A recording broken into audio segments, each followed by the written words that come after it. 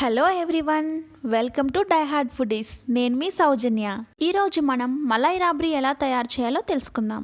మీరు రస్మలైకి ఫ్యాన్ అయితే పక్కా మీకు స్వీట్ నచ్చుతుంది. మీకు స్వీట్ తినాలనిపించి ఏమైనా కొత్తగా చేసుకోవాలి అనుకుంటే ఇలా మలై రాబ్రీ చేసుకొని చూడండి, చాలా బాగుంటుంది. ఒక్కసారి తిన్నారంటే మీరు మళ్ళీ మళ్ళీ చేసుకొని తింటారు. ఇంకెందుకు ఆలస్యం, ప్రిపరేషన్ స్టార్ట్ చేసేద్దామా మరి? స్టవ్ ఆన్ చేసి ప్యాన్ పెట్టుకోండి. ప్యాన్ వేడయ్యాక ఒక 2 టీ స్పూన్స్ నెయ్యి వేసుకోండి.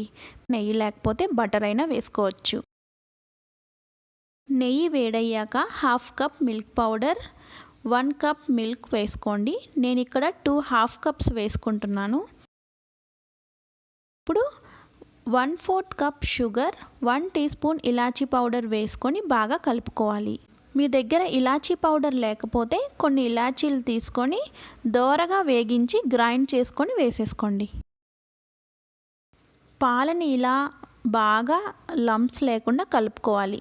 స్టవ్ని మీడియం ఫ్లేమ్లో పెట్టుకొని పాలని ఇలా కలుపుకుంటూ ఒక 20 మినిట్స్ పాటు మరిగించుకోవాలి. ఇలా పాలు మరుగుతుండగా బాదం పప్పుని సన్నగా కట్ చేసుకొని వేసుకుంటే టేస్ట్ చాలా బాగుంటుంది.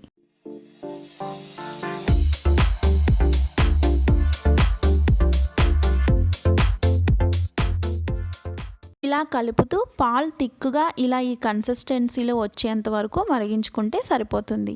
ఇప్పుడు స్టవ్ ఆఫ్ చేసి చల్లారేంత వరకు పక్కన పెట్టుకోండి. ఫిల్లింగ్ చల్లారేలోపు రబడీ తయారు చేసుకుందాం. స్టవ్ ఆన్ చేసి ప్యాన్ పెట్టుకొని ఒక 1 లీటర్ పాలు పోసుకొని 2 tablespoon sugar, 1/2 teaspoon rose water, ఈ మాత్రం సాఫ్రాన్ వేసుకోవాలి. రోజ్ వాటర్, సాఫ్రాన్ వేసుకుంటే మంచి ఫ్లేవర్ వస్తుంది. ఇలా వేసుకొని స్టవ్ని లో ఫ్లేమ్లో పెట్టుకొని ఒక 40 మినిట్స్ పాటు మరిగించుకోవాలి.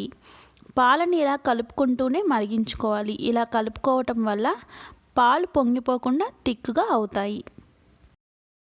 ఇలా పాలు మరిగాక చూసారా, ఇలా ఈ లెవెల్కి వచ్చేంత వరకు మరిగించుకొని స్టవ్ ఆఫ్ చేసేసుకోండి. ఈ రాబ్రీని చల్లారేంత వరకు పక్కన పెట్టుకోండి. ఇప్పుడు మనం ముందుగా తయారు చేసి పెట్టుకున్న ఫిల్లింగ్ చల్లారిపోయి ఉంటుంది కదా. ఇప్పుడు ఈ ఫిల్లింగ్ని బ్రెడ్ స్లైసెస్ మీద స్ప్రెడ్ చేసుకోవాలి. మనం తయారు చేసుకున్న ఫిల్లింగ్ ఒక 6 బ్రెడ్ స్లైసెస్కి సరిపోతుంది. సో నేను ఒక 6 బ్రెడ్ స్లైసెస్ని తీసుకున్నాను. ఇలా వైట్ ప్లెయిన్ బ్రెడ్ తీసుకుంటే టేస్ట్ బాగుంటుంది. ఇలా బ్రెడ్ని 4 సైడ్స్ కట్ చేసుకొని పెట్టుకోండి. సైడ్స్ కట్ చేయకపోతే బర్న్ అయిపోయి ఉంటుంది కాబట్టి టేస్ట్ అంతగా బాగుండదు. ఇలా కట్ చేసి పెట్టుకున్నాక ఇప్పుడు బ్రెడ్ స్లైసెస్ని ఒక ప్లేట్లో పెట్టుకొని మనం తయారు చేసుకున్న ఫిల్లింగ్ ఉంది కదా, అది బ్రెడ్ మీద ఇలా స్ప్రెడ్ చేసుకోవాలి.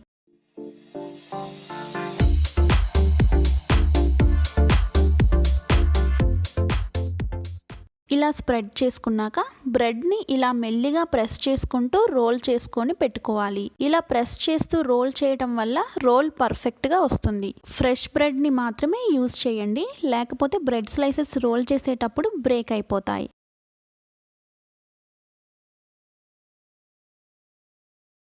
ఇలా అన్ని బ్రెడ్ స్లైసెస్కి ఫిల్లింగ్ అప్లై చేసి రోల్ చేసుకొని పక్కన పెట్టుకోండి. ఇప్పుడు మనం తయారు చేసుకున్న రాబ్రీని కొంచెం కొంచెంగా రోల్స్ మీద వేయండి. రాబ్రీ బాగా చల్లగా అయ్యాక మాత్రమే వేసుకోండి. ఇలా కొంచెం కొంచెంగా వేసుకోండి, లేకపోతే బ్రెడ్ రోల్స్ విరిగిపోతాయి. ఇలా రాబ్రీ వేసుకున్నాక డ్రై ఫ్రూట్స్ని సన్నగా కట్ చేసుకొని వేసుకోండి. నేను బాదం, పిస్తా, కాజు వేస్తున్నాను. మీ దగ్గర ఉన్న డ్రై ఫ్రూట్స్ ఏమైనా వేసుకోవచ్చు. ఏ డిజర్ట్ అయినా కోల్డ్గా ఉంటేనే టేస్ట్ బాగుంటుంది కదా. సో మనం మలై రాబ్రీ కూడా ఒక 1 అవర్ ఫ్రిడ్జ్లో పెట్టుకొని తర్వాత సర్వ్ చేసుకోండి. అంతే, మన టేస్టీ మలై రాబ్రీ రెడీ. అలా చల్లగా ఉన్న రాబ్రీని నోట్లో వేసుకొని గొంతులోకి జారుతుంటే అబ్బా, ఈ సమ్మర్లో ఎంత బాగుంటుందో కదా. మరి ఇంకెందుకు ఆలస్యం, మీరు కూడా తొందరగా ఈ రెసిపీని ట్రై చేయండి. ఎలా వచ్చిందో కమెంట్ చేసి నాతో షేర్ చేసుకోండి. Thank you.